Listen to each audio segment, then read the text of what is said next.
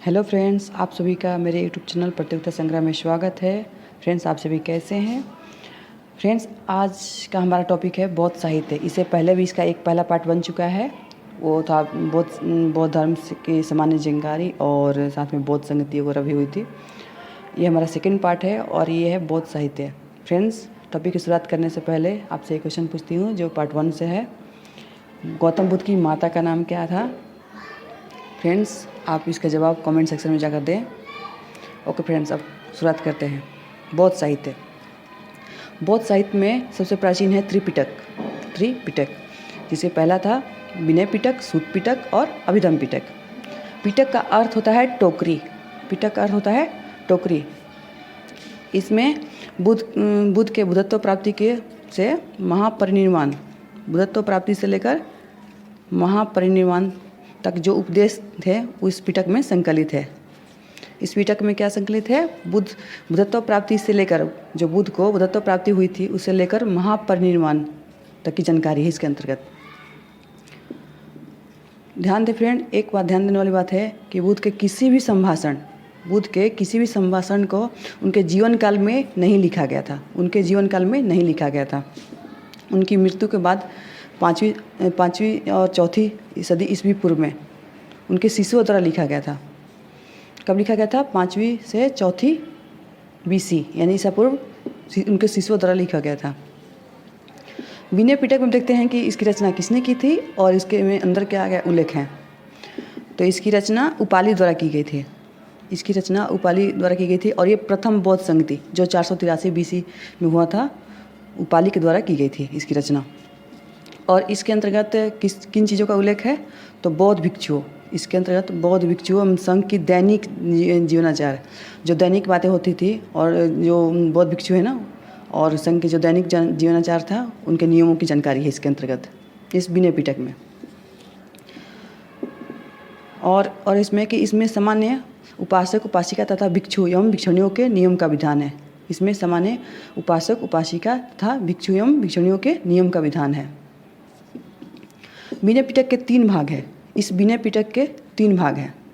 पहला है सूत विभंग, दूसरा है खंदक और तीसरा है चुलवग। सूत विभंग, इसमें भिक्षु भिक्षुणियों के लिए नियम निषेध है बताए गए हैं कि हमें क्या करना है क्या नहीं करना है। निषेध यानी कि मनाही, इसमें किन किन चीज़ों के लिए मनाही है, तो भिक्षु भिक्षुणियों के लिए क्या क्या निषेध था वो नियम बताए गए हैं इसके अंतर्गत। खंदक, इसमें कथाएं विस्तार से बताई गई है। जो कथाएं थी बौद्ध संबंधित उनको विस्तार से इसकी जानकारी है इसके अंतर्गत, इसलिए इसे महावग कहते हैं। महा यानी बड़ा, यानी सब कुछ का विस्तार वर्णन है, इसलिए इसे महावग भी कहते हैं। चुलवग, इसमें भी कई नियम कथाएं हैं, लेकिन संक्षिप्त रूप है, ये छोटा रूप है। ये कथा इसमें विस्तार से थी यानी बड़ा रूप था, इसलिए महावग कहते हैं, और इसमें संक्षिप्त रूप है इसलिए चुलवग कहते हैं। इसमें महाप्रजापति गौतमी यानी कि गौतम बुद्ध की मासी के संघ में शामिल होने का वर्णन है। ऐसा कहा जाता था कि महिलाओं को वर्णन वर्जित था, महिलाओं के प्रवेश वर्जित था, लेकिन इसमें महाप्रजापति जो गौतमी ने संघ में प्रवेश किया था उसका उल्लेख है। और इसकी सबसे बड़ी विशेषता है कि इसमें प्रथम और द्वितीय बौद्ध संगति का वर्णन है।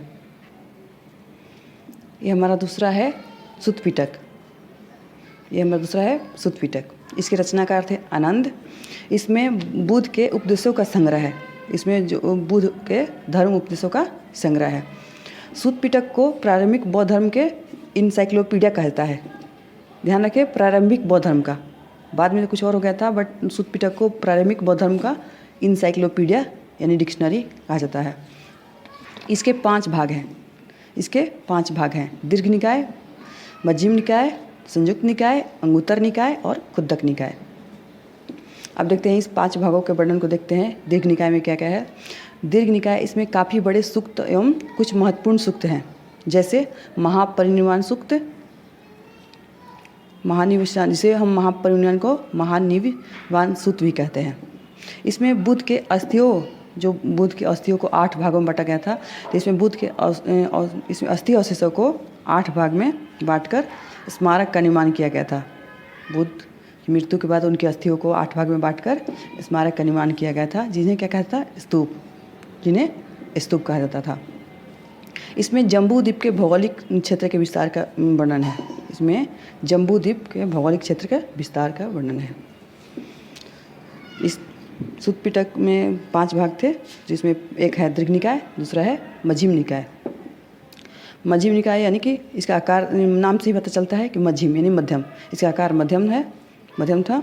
और इसमें किन चीज़ों का वर्णन था, तो बुद्ध के महाभिनिष्क्रमण एवं महाभिनिष्क्रमण जिन्होंने गृह त्याग किया था उसका वर्णन है, और महाबोधि ज्ञान प्राप्ति की वर्णन है। इसमें नोट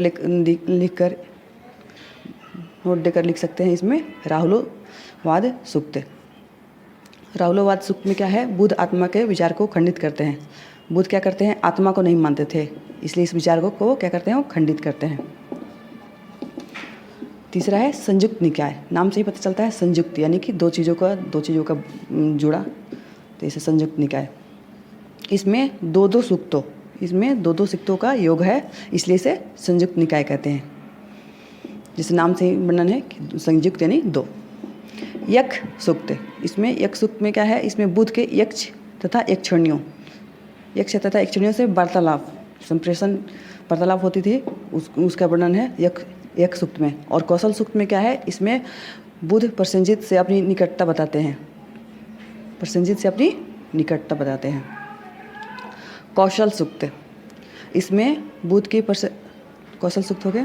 और इसमें मगध और कौशल के बीच जो तनाव चल रहा था उसकी बात की गई है, किसके, संयुक्त निकाय में। चौथा है अंगुत्तर निकाय। इसमें 16 महाजनपदों एवं 10 गणराज्यों का उल्लेख है तथा इसके भौगोलिक विस्तार का वर्णन है। इन 16 महाजनपद जो थे उनका भौगोलिक विस्तार कहाँ था। जिस तरह से जैन धर्म के भगवती सूत्र में 16 महाजनपदों का उल्लेख है, उसी तरह से ये फ्रेंड्स ध्यान रखें, ये प्रश्न बहुत इंपॉर्टेंट है, बहुत ज़्यादा। 2016 या 2018 याद नहीं है, 2016 या शायद 2016 के रीट में आया था ये क्वेश्चन। और जिस तरह से ये अंगुत्तर निकाय बौद्ध धर्म का है, इसमें 16 महाजनपद का उल्लेख है, उसी प्रकार जैन धर्म के भगवती सूत्र में 16 महाजनपदों का उल्लेख है। 5वां हमारा है खुंदक निकाय। इसमें 10 पाठों का संकलन है। ये 10 पाठ कौन कौन से हैं, खुदक पाठ, धम्मपद, उद्दान, इतिवुक्तक, सुतनिपात, विमानवत्थु, पेतवत्थु, थेरी गाथा। ध्यान रखें, 2 चीज़ें, थेर गाथा और थेरी गाथा और जातक कथा। अभी हमने जो 10 पाठ में एक नाम लिया था धम्मपद, उस धम्मपद की कुछ बातें इंपॉर्टेंट है, इसलिए हमने लिख दिया फ्रेंड्स। यह बौद्ध साहित्य की सुप्रसिद्ध एवं सर्वोत्तम पुस्तक है। धम्मपद क्या है, बौद्ध साहित्य की सुप्रसिद्ध एवं सर्वोत्तम पुस्तक है। इसमें बौद्ध धर्म का सार है। बौद्ध धर्म का क्या है, सार। इसे बौद्धों का गीता कहा गया है। किसे, धम्मपद को। ये बहुत इंपॉर्टेंट प्रश्न बनता है कि इस बौद्धों का गीता किसे कहा गया है, धम्मपद को। एक है थेरी गाथा। यह किसी के बौद्ध ग्रंथ सुत्त पिटक का हिस्सा है और श्रीलंका में इसका काफ़ी महत्व है। किसका, थेरी गाथा का श्रीलंका में बहुत ज़्यादा इम्पोर्टेंट है। इसमें भिक्षुणियों द्वारा रचित छंदों का संकलन है। थेरी गाथा में भिक्षुणियों द्वारा रचित छंदों का संकलन है। जातक कथा बहुत ज़्यादा इम्पोर्टेंट फ्रेंड्स, ये जरूर देखें। इसमें बुद्ध के पूर्व जन्म है उसका वर्णन कहा जाता है कि बुद्ध ने पहले लगभग 500 जन्मों में जन्म लिया था, उसका वर्णन है इस जातक कथा में। जातक कथाएँ लगभग 550 हैं। जातक कथाएँ कहीं 549 भी है और कहीं 550 भी है, ध्यान रखें। सांची और भरहुत के स्तूप में अनेक जातक दृश्य दिखाया गया है। किसमें, सांची जो MP में है और भरहुत, इन स्तूपों में क्या है, अनेक जातक कथाओं का दृश्य दिखाया गया है। अब हमारा आता है अभिधम्म पिटक, जो तीसरा पिटक है। पहला था विनय पिटक, दूसरा सुत्त पिटक और तीसरा ये अभिधम्म पिटक। इसकी संकलना तीसरी बौद्ध संगति में कब हुई थी, तीसरी बौद्ध संगति में। हमने पिछली वीडियो में देखा था किसी संकलन कब हुआ था, इसका संकलन तीसरी बौद्ध संगति में। और यह प्रश्नोत्तर शैली में है। प्रश्नोत्तर शैली मतलब एक कोई पूछ रहा है, एक दूसरा आंसर कर रहा है, इस शैली में है, प्रश्नोत्तर शैली में। इसे बौद्ध धर्म की दार्शनिक व्याख्या, इसमें क्या है, इसमें बौद्ध धर्म की दार्शनिक व्याख्या की गई है। इसमें 7 पुस्तकें संग्रहित है। इस अभिधम्म पिटक में 7 पुस्तकें संग्रहित है। पहला है धम्म संगिनी, दूसरा विभंग, तीसरा कथा वस्तु, चौथा पुंगल पंचती, पांचवा यमक, छठा पैठान और सातवां है धातु कथा। कथा वस्तु इसमें थोड़ा इम्पोर्टेंट है, इसलिए हमने इसका वर्णन भी देख लेते हैं। इन 7 में कथा वस्तु थोड़ा इम्पोर्टेंट है, इसलिए हम इसके विवरण देखते हैं। कथा वस्तु इसे मोगलीपुत्र तीस ने लिखा था। किसने लिखा था? मोगलीपुत्र तीस ने। बौद्ध धर्म पर कई आक्षेप लगाए थे, कहते तीसरी संगति में कि बौद्ध धर्म सही नहीं है, ये है वो है। तो इसमें जिसका उत्तर मोगलीपुत्र तीस ने दिया था और कहा था कि बुद्ध ने ऐसा ही कहा था। उसके जब तृतीय बौद्ध संगति में जब आक्षेप लगाए थे, आरोप लगाए गए थे कि नहीं बौद्ध धर्म सही नहीं है, चाहे क्या कुछ भी हो, तो उसके उत्तर में मोगलीपुत्र तीस ने दिया था कि नहीं ऐसा होता है और ऐसा बुद्ध भगवान ने कहा था, इसलिए ऐसा होना चाहिए। तो इस सब का वर्णन क्या है? कथा वस्तु में है। अब हमने 3 पिटक पढ़ लिए। अब अन्य बौद्ध ग्रंथ कौन कौन से हैं? फ्रेंड्स ध्यान रखें, जो त्रिपिटक है वो पाली भाषा में लिखा गया था और ज़्यादातर लेख जो ग्रंथ हैं बौद्ध धर्म से संबंधित वो पाली भाषा में ही है और कुछ संस्कृत में भी मिलते हैं। लेकिन जो त्रिपिटक है वो पाली भाषा में लिखा गया है। अन्य बौद्ध ग्रंथ कौन कौन से देख लेते हैं। पहला है धर्मचक्र प्रवर्तन, विषय अष्टांग मार्ग। इसमें अष्टांग मार्ग की अवधारणा बताई गई है। अष्टांग मार्ग की अवधारणा बताई गई है। 4 आर्य सत्व श्रेष्ठ अष्टांगिक मार्ग का वर्णन है। दूसरा है मिलिंद पनोह। इसके रचनाकार हैं नागसेन और ये वर्णित विषय, इसमें किन किन चीज़ों का वर्णन है। तो हिंद यवन शासक जो मिनेंडर था और थेरवादी बौद्ध आचार्य जो नागसेन थे, उनके जो बीच के वार्तालाप चल रही है उन सब का वर्णन है इसके अंतर्गत। किसमें? मिलिंद पनोह में। ये फर्स्ट ग्रेड में आ चुका है ये प्रश्न, ध्यान रखें। लगभग जो भी मैंने टॉपिक डाले हैं और उस टॉपिक में जो वर्णन है लगभग इम्पोर्टेंट है, फिर भी आप लोग कुछ ज़्यादा इम्पोर्टेंट हो उन पर ध्यान दें। तीसरा है दीपवंश। इसकी रचना 4वीं सदी में सिंहल द्वीप में हुई थी। कहाँ हुई थी? सिंहल द्वीप यानी श्रीलंका में हुई थी। और इसमें वर्णित विषय क्या है? श्रीलंका का इतिहास। कहाँ का? श्रीलंका का इतिहास। यह सिहली अट्ठकथा पर आधारित है। कौन? दीपवंश। चौथा हमारा महावंश। इसके रचनाकार हैं महानाम कवि और इसकी रचना कब हुई थी? 5वीं सदी में। कहाँ? सिंहल यानी श्रीलंका में की गई थी। इसके वर्णित विषय कौन कौन क्या है? बौद्ध धर्म के साथ साथ मगध के राजाओं का भी क्रम सूची वर्णन है। क्रम अनुसार जो जैसे पहले हरेक वंश हुआ और फिर उसके बाद शिशुनाग वंश, फिर नंद वंश, फिर मौर्य वंश, तो उन सब का वर्णन है महावंश में क्या क्या वर्णन है? बौद्ध धर्म के साथ साथ मगध के राजाओं का भी क्रम सूची वर्णन है। एक नोट डालकर लिख लें फ्रेंड, दीपवंश और महावंश। दीप और महावंश में श्रीलंका में वही मान्यता प्राप्त है जो भारत में महाभारत और रामायण का है। जिस तरह से भारत में महाभारत और रामायण की मान्यता है, पूजा जाता है, उसी तरह से श्रीलंका में दीपवंश और महावंश का है। 5वां हमारा है महावस्तु। यह हीनयानी ग्रंथ है। क्या है? हीनयानी। जैसे 2 भाग में थे ना, हीनयानी और महायान बौद्ध धर्म के, जिसको बोलते हैं ना हीनयानी, जो बोलते हैं अहर्त यानी अपना गाड़ी खुद बनो, वो है। और महायान जो बड़ी गाड़ी बनो, जो अपने निर्वाण प्राप्त को देर करते हुए दूसरे को मदद करो, वही है। ये महावस्तु में क्या है? हीनयानी, छोटी गाड़ी यानी कि अहर्त, जिनका आदर्श था, उनका ग्रंथ है इसमें। और इसमें बुद्ध का जीवनी वृत्त है। अब हमने ग्रंथों को देख लिया। अब कुछ इम्पोर्टेंट फैक्ट्स देख लेते हैं। बौद्ध ग्रंथों में सर्वाधिक महत्व किसका है? त्रिपिटक का। कौन कौन सा है त्रिपिटक? इसके कमेंट सेक्शन में जरूर जवाब देगा फ्रेंड्स कि हमारे त्रिपिटक कौन कौन है। दूसरा महत्वपूर्ण योगदान जातक ग्रंथों का है, जिसमें महात्मा बुद्ध के पिछले जन्म की कहानी है। इसमें बुद्ध के पूर्व जन्म एवं कथाओं का तत्कालिक वर्णन है। किसके? जातक कथाओं में।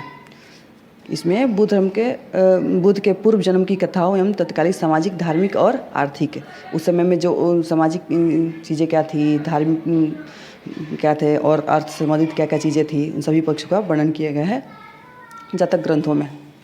और इसकी संख्या 549 है। अभी फ्रेंड्स हमने देखा था 550, तो यही बताना चाहूँगी कि आप दोनों याद कर लें, 550 और 549 जो भी आपको मिलता है क्वेश्चन में आंसर के रूप में वो टिक कर दें। पाली भाषा में अन्य बौद्ध ग्रंथ कौन कौन से हैं? अभी हमने जो पढ़ा था वो सभी पाली भाषा में थे। मिलिंद-पन्हो, दीपवंश और महावंश। दीपवंश और महावंश में क्या है, सिंहल द्वीप के इतिहास का वर्णन है। और पाली के अलावा संस्कृत भाषा में बौद्ध ग्रंथ लिखे थे। अभी मैंने बताया था फ्रेंड्स कि ज़्यादातर बौद्ध ग्रंथों का वर्णन पाली भाषा में है और कुछ संस्कृत भाषा में भी है। अब देख लेते हैं कि संस्कृत भाषा में कौन कौन से हैं। इसमें महावस्तु ग्रंथ है, संस्कृत भाषा में बौद्ध धर्म का महावस्तु ग्रंथ है। या क्या इसके अंदर क्या वर्णन है, इसमें गौतम बुद्ध के जीवन चरित्र पर आधारित है। यह किस पर आधारित है, गौतम बुद्ध के जीवन चरित्र पर। दूसरा है ललित विस्तार। इसमें लेखक ने क्या किया है, गौतम बुद्ध को दैवीय शक्ति के रूप में, यानी कि गौतम बुद्ध क्या थे, देवता थे, तो गौतम बुद्ध के दैवीय शक्ति के रूप में इनको निरूपित किया गया है। और उनके अद्भुत कार्यों को, गौतम बुद्ध के अद्भुत कार्यों को से संबंधित जीवन वृत्त अंकित किया गया इसके अंतर्गत। मंजूश्री मूल कल्प, अशोघोष का बुद्ध चरित्र और सौरानंद काव्य में भी ऐतिहासिक जानकारी मिलती है। बौद्ध ग्रंथ दिव्यदान जो है, बौद्ध ग्रंथ दिव्योदान में सत्कर्म और विरोचित कार्यों का वर्णन है। बौद्ध धर्म जो दिव्यदान है उसमें सत्कर्म और विरोचित कार्यों का वर्णन है। इसकी रचना कब हुई थी, 4वीं सदी में हुई थी। और इसमें अशोक के उत्तराधिकारी जो कुणाल, दशरथ ये सभी थे, उन जो अशोक के उत्तराधिकारी उनका वर्णन है। और अशोक के उत्तराधिकारी और पुष्यमित्र शुंग तक का वर्णन है इसके अंदर। और इसमें मुद्रा के रूप में दिनार का उल्लेख किया गया है, मुद्रा के रूप में दिनार का उल्लेख किया गया है। फ्रेंड्स, ये हमारे टॉपिक कंप्लीट होते हैं और इसका तीसरा पार्ट भी बनेगा, जो इम्पोर्टेंट प्रश्न हैं वो लेकर आऊँगी। इसलिए अगर आपको वीडियो थोड़ी भी हेल्पफुल लगी हो तो मेरे चैनल को लाइक, सब्सक्राइब एंड शेयर करें। और सब्सक्राइब करने के बाद घंटी ज़रूर दबा दें, जिससे आपके जो भी नोटिफिकेशन हो, जब भी नए नए वीडियो आएँ उसका नोटिफिकेशन आप तक पहुँचे। Okay friends, thank you friends.